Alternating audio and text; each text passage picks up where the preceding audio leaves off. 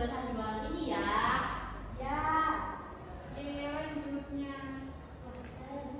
Siapa yang mau? Oke, Mita silakan. Kedatangan bangsa Eropa awalnya hanya untuk berdagang rempah-rempah, disambut dengan hangat. Selamat datang Tuan. Tujuan bergeser menjadi kolonialisme dan imperialisme.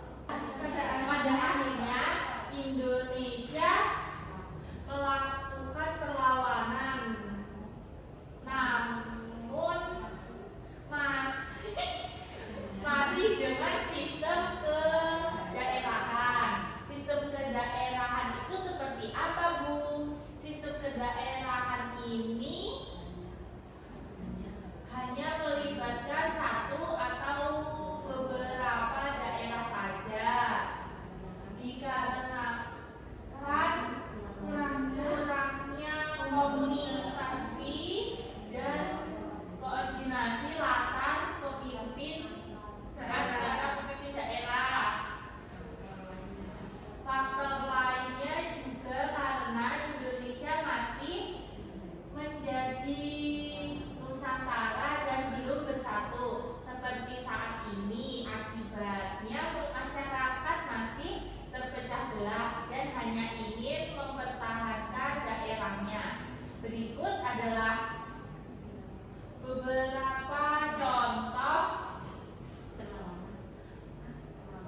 perlawanan yang dilakukan oleh Indonesia dengan sistem kedaerahan. Nah, selanjutnya ini merupakan beberapa contoh tokoh dan juga perlawanan yang dilakukan di daerah Indonesia. Yang pertama ini adalah Kesultanan Demak melawan Portugis. Nah, ini adalah tokoh yang bernama Pati Ulus. Pati Ulus ini diutus oleh rajanya untuk melakukan perlawanannya terhadap Portugis.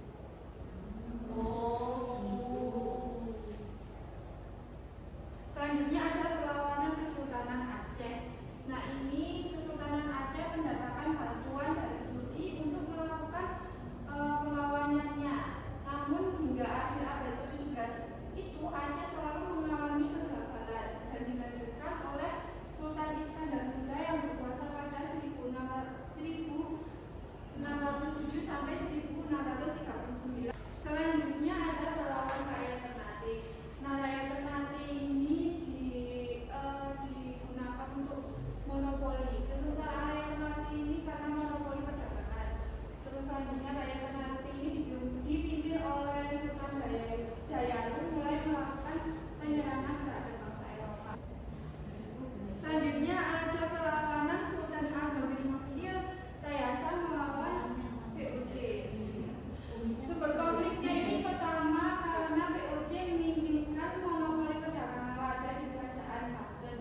Namun oleh Sultan Ageng Tayasa ini ditentang mereka.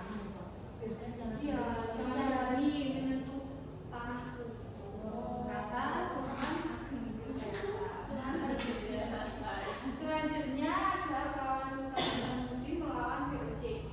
Nah, ini dikarenakan kebebasan perdagangan di laut lepas itu tetap menjadi kebijakan Goa. Nah, itu tadi penjelasan beberapa contoh perlawanan daerah yang dilakukan oleh tokoh-tokoh di Indonesia.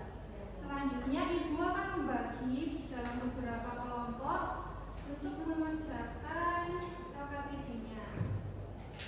Karena ini muridnya genap ya, jadi Ibu bagi menjadi 2 kelompok yang berisi 2 siswa.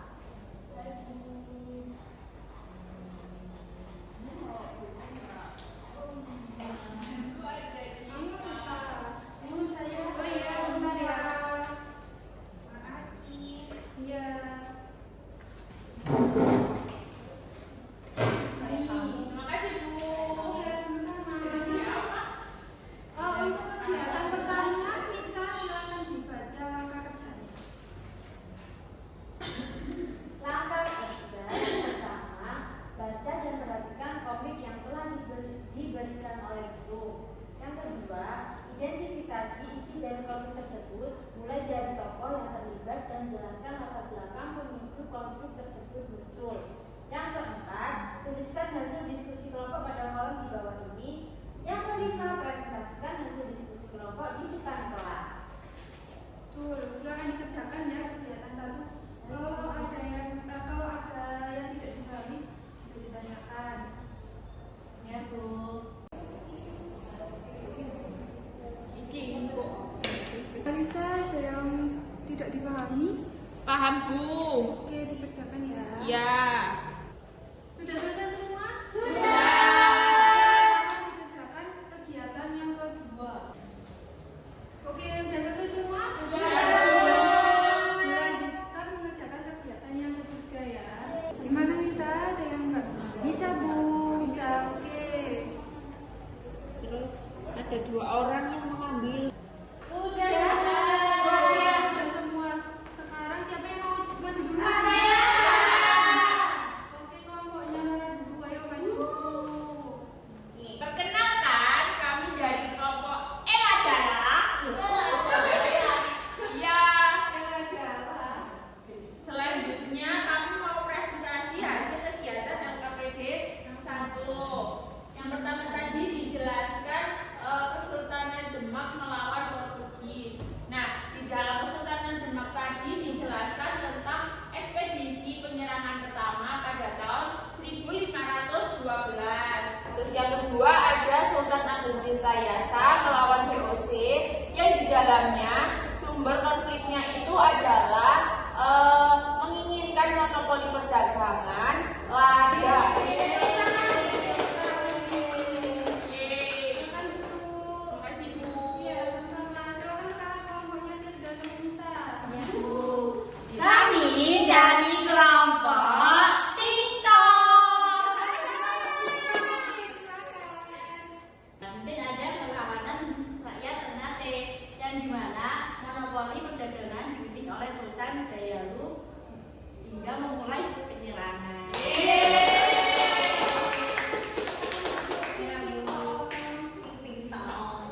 Nah, kalian sudah selesai mengerjakan kegiatan, sekarang dikumpulkan dulu lembar kegiatannya. Lihat tuh, kita kumpulkan. Ini, Bu. Ini Bu semua. Oke. Sekarang semua sudah paham ya. Ibu mau memberikan soal evaluasi sama kalian untuk mengukur pengetahuan kalian. Tidak boleh mencontek ya. Ini tugas ini. Apa ya? Menjelajah.